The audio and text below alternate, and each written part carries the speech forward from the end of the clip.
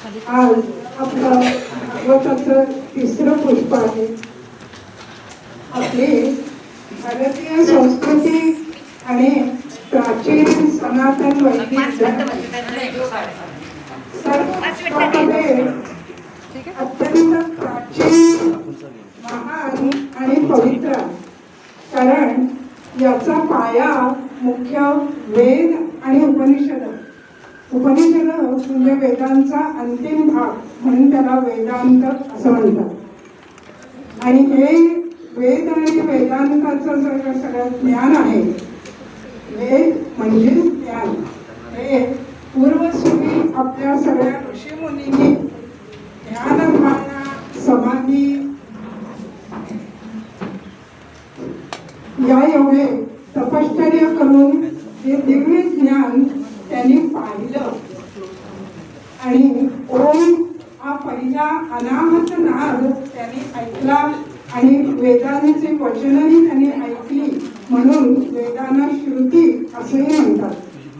मग वेदांमध्ये अहम ब्रह्मास्मी, जीवो ब्रह्मैव नापरः, प्रज्ञानम ब्रह्म असे अनेक वाक्य जे गूढ तत्वज्ञान सांगणारी आहेत.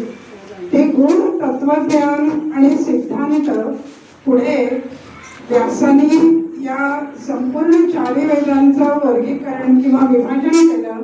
आणि मग ऋग्वेद, यजुर्वेद, सामवेद आणि अथर्ववेद अशी विभागणी केली. आणि एवढंच नव्हे तर हे जे गूढ तत्वज्ञान किंवा महावाक्य आहेत, ही सगळी सिद्धांत रूपानं अतिशय सुलभ सोपी करून वेगवेगळ्या गोष्टीतून कथा रूपाने रूपक उलगडत पुराणांची रचना करून त्याद्वारे सांगितली. असे 18 पुराण आणि 18 उपपुराण त्यांनी निर्माण केले. त्यानंतर महाभारतही रचलं. परंतु इतकं सगळं आध्यात्मिक वाङ्मयीन रचना करून सुद्धा त्यांना समाधान होईना, म्हणून नारदांच्या मार्गदर्शनानुसार त्यांनी हे श्रीमद महाभागवत महापुराण रचलं. बाकीच्या पुराणांना पुराण म्हणतात आणि श्रीमद भागवताला महापुराणे म्हणतात. का बरं? कारण बाकीच्या पुराणांमध्ये फक्त 5 लक्षणं असतात आणि या भागवतामध्ये 10 लक्षणं. ही अशी सर्ग म्हणजे परब्रह्माने एकोहम बहुस्याम या आपल्या संकल्पनेतून संपूर्ण विश्वाची निर्मिती कशी केली त्याचं वर्णन आहे. विसर्ग म्हणजे ब्रह्मदेवाने जे सृष्टीची निर्मिती केली त्याचं वर्णन येतं. त्यानंतर ही झालेली सृष्टी त्याचं परिपालन करणं हे विष्णूचं काम आणि ते त्याला स्थान असं या तिसऱ्या लक्षणाचं नामाभिधान केलं. आणि हे नुसतंच परिपालन करून उपयोग नाही, तर त्याचं पोषणही होणं, संवर्धन होणं आवश्यक आहे. म्हणून पोषण हे 4थं लक्षण झालं. ऊती आणि या सृष्टीमध्ये निर्माण झालेले जे अनेक जीव आहेत त्या जीवांना कर्मबंधनात टाकणाऱ्या ज्या वासना आहेत त्या वासनांना ऊती असं म्हटलं जातं. आणि त्यानंतर मन्वंतर हे 6वं लक्षण, की ज्या या भागवतामध्ये अनेक राजांचं वर्णन येतं, त्यांचं चरित्र येतं, की त्यांनी अत्यंत शुद्ध अशा आपल्या धर्मपालन करून, राजधर्माचं पालन करून सर्व प्रजेचं प्रजापालन उत्तम तऱ्हेने केलेलं आहे. आणि त्यानंतर ईशानू कथा म्हणजे भगवंत आणि भक्त यांच्या कथा या पुराणात असल्याच पाहिजे.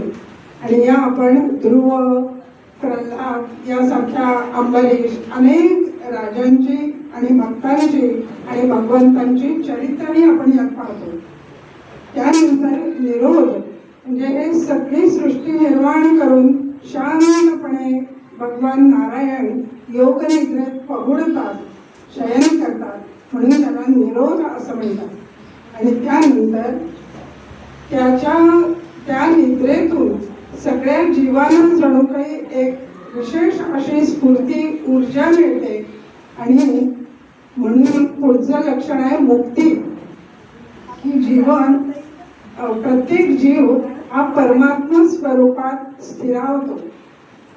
आणि सगळ्यात शेवटचं लक्षण जे आहे ते आश्रय, की जे परमात्म्याने सगळं विश्व निर्माण आपल्या संकल्पातून निर्माण केलं, ते उत्पत्ती स्थिती लय या सर्वांचा आश्रय परमात्मा परब्रह्मच आहे.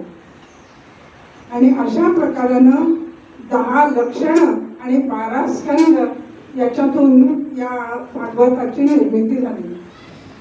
1 ते 9 स्कंदापर्यंत श्रीकृष्ण चरित्राची पूर्व भूमिका प्रास्ताविक किंवा आध्यात्मिक प्रत्येक जीवाची ही पात्रता निर्माण करण्यासाठी म्हणून पहिले 9 स्कंद आहेत.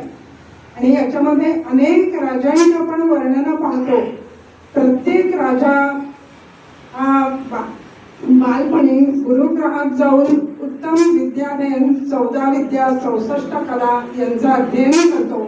आणि विशेषत्वानं अध्यात्म विद्येचंही त्यावेळेला तो शिक्षण घेतो.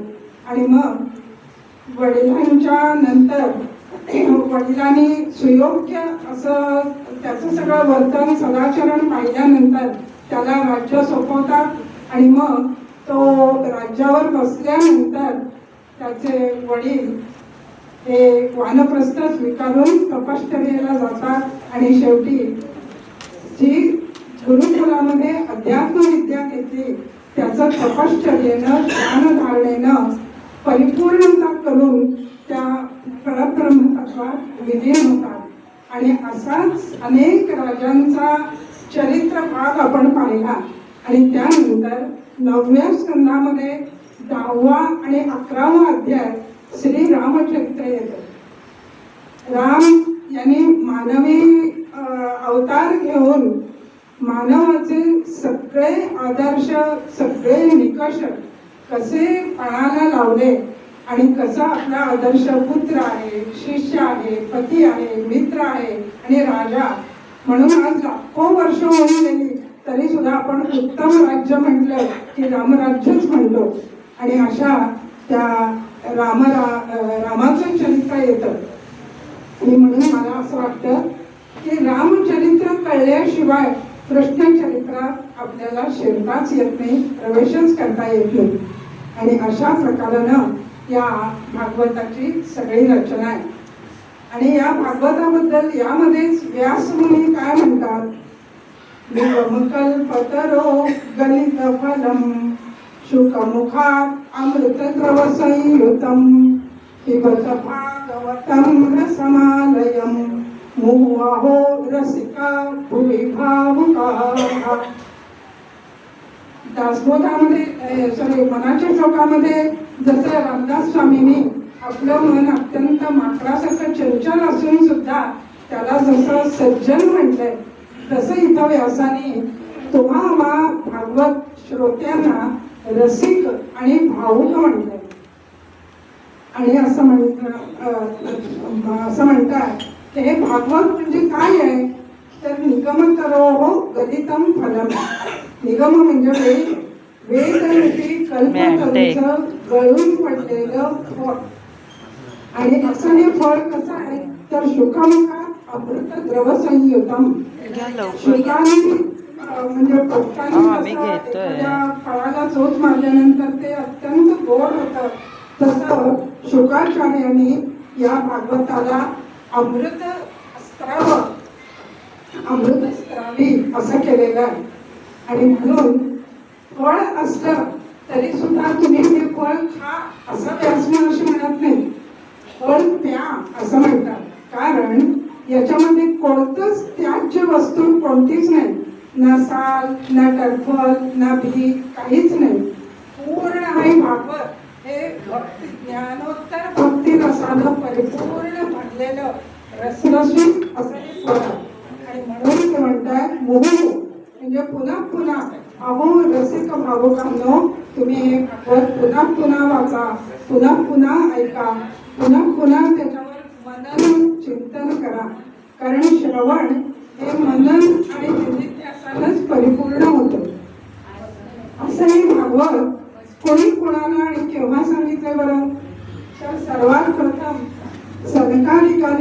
नारदांना बद्रिकाश्रमात सांगितले. त्यानंतर व्यासाने केलेली रचना अत्यंत सुपात्र अशा कुणाला तरी सांगावी अशी त्यांची इच्छा होती. परंतु अत्यंत सुपात्र असणारा त्यांचा पुत्र शुक हा जन्मल्याच निघून गेलेला होता आणि म्हणून त्याला बोलवण्यासाठी भागवतातले जे काही सुंदर श्लोक आहेत श्रीकृष्णांच्या रूपवर्णनाचे ते त्याला ऐकवले वनात जाऊन. आणि मग तो त्या ओढीने परत आल्यानंतर व्यासाने शुक मुनींना हे भागवत सांगितलं. आणि त्यानंतर त्याच शुकाचार्याने परीक्षिताला हरिद्वार गंगेच्या काठी हे भागवत सांगितलं.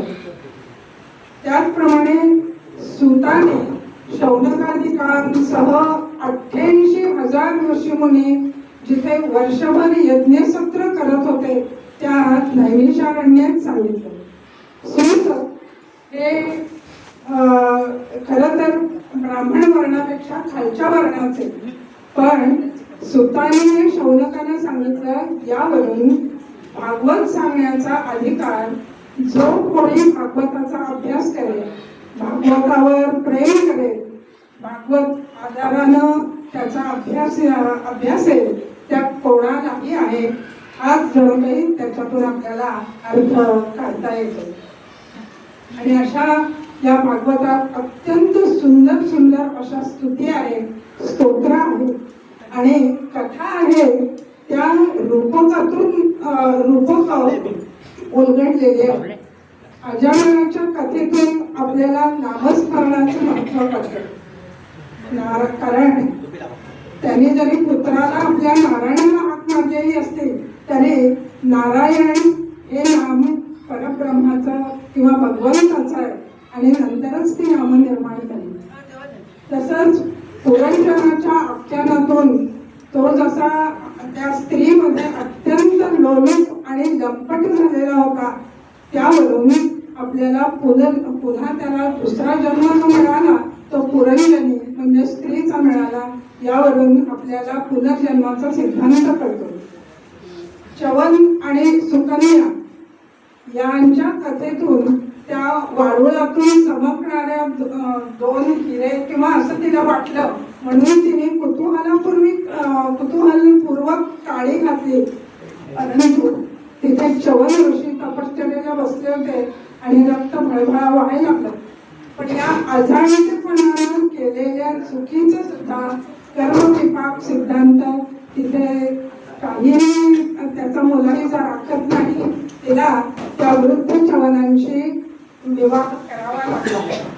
परंतु त्यानंतर सेवेचंही गोड फळ तिला मिळालं. अपार सेवा केल्यानंतर चिरतरुण असे हे च्यवन झाले आणि त्यांच्याबरोबर त्यांचा गृहस्थ आश्रम अत्यंत उत्तम रीतीने सुरू झाला. त्यामुळं जे आपण कर्म करतो त्याचं फळ चांगलं झालं तर चांगलंच मिळतं आणि वाईट झालं तर वाईटही कसं मिळतं हा कर्म सिद्धांतही आपल्याला या कथेमधून समजतो. भीष्माने सुद्धा अजाणतेपणे एका बाणाने सहज एक सरडा काटेरी झोडपावर टाकला आणि आपल्याला माहिती आहे की किती दिवस त्यांना शरपंजरी पडावं लागलं. तसंच समुद्र मंथन म्हणजे आपल्या मनातील विकार, वासना आणि त्याच्या विरुद्ध असलेला आपला सत्वगुण. आता सुद्धा आपण इथे येताना टीव्हीवरच्या मालिका असेल किंवा काही कार्यक्रम असेल त्याचा मोह सोडून इथं आलो. हे आपण मनाचं मंथनच करून इथं आलेलो आहे. आणि म्हणून या मनाचं मंथन तुकाराम महाराजांनी रात्रंदिना आम्हा युद्धाचा प्रसंग हा या मनमंथनासाठीच म्हटलेला आहे आणि त्याचंच रूपकात्मक समुद्र मंथन हे आपल्याला कथा याच्यामध्ये दिसते. तसंच सौगरी ऋषीने सुद्धा प्रदीर्घ काळ तपश्चर्या केली पण फक्त एकदा स्नानानं केल्यानंतर माशांची क्रीडा पाहिली आणि तेवढ्याने त्यांना लग्न करण्याची इच्छा झाली आणि पुन्हा ते गृहस्थाश्रमात गुंतले. परंतु नंतर मात्र त्यांना त्याचा पश्चाताप झाला आणि मग ते पुन्हा त्यांनी आपला उद्धार करवून घेतला. एका मत्स्य क्रीडा काही काळ क्षण बघितल्यामुळं जर एवढा परिणाम होतो, तर आपण रात्रंदिवस टीव्ही समोर पाहतो तेव्हा काय आपलं होत असेल हे आपणच विचार करावा. आणि अशा प्रकारानं या संपूर्ण भागवतात त्याचं फळ काय आहे, तर भागवतातच व्यास महर्षी सांगतात, विद्यन्ते दधे ग्रंथी छिद्यन्ते सर्व संशयाः क्षीयन्ते च अस्य कर्माणि सप्ताह श्रवणे कृते. आपल्या हृदयामध्ये जो देहासाठी अडकलेला चैतन्य आहे, जो त्याला जीव म्हणतात, तो जीव आणि शिव म्हणजे चैतन्य यांची जी निर्गाठ पडलेली आहे ती त्या गाठीचा म्हणजे त्या ग्रंथीचा भेद हा भागवत श्रवणाने होतो. आणि सगळे आपल्या मनामध्ये असलेले सगळे संशय हे निघून जातात. एवढंच नव्हे तर आपला सर्व कर्मांचा नाश होतो आणि आपल्याला मुक्ती मिळते. आणि अशा सुंदर या श्रीमद भागवत महापुराणाचं श्रवण आपण करत आहोत. आणि हा अत्यंत प्राचीन महत्वाच्या पवित्र अशा आपल्या भारत भूमीत करत आहोत, म्हणून आपण सगळेच भाग्यवान आहोत. आणि आता यापुढे या भागवताचं निरूपण पुढे चालू करण्यासाठी मी काकडे सरांना प्रवक्त्यांना विनंम्र विनंती करते. जय श्रीराम.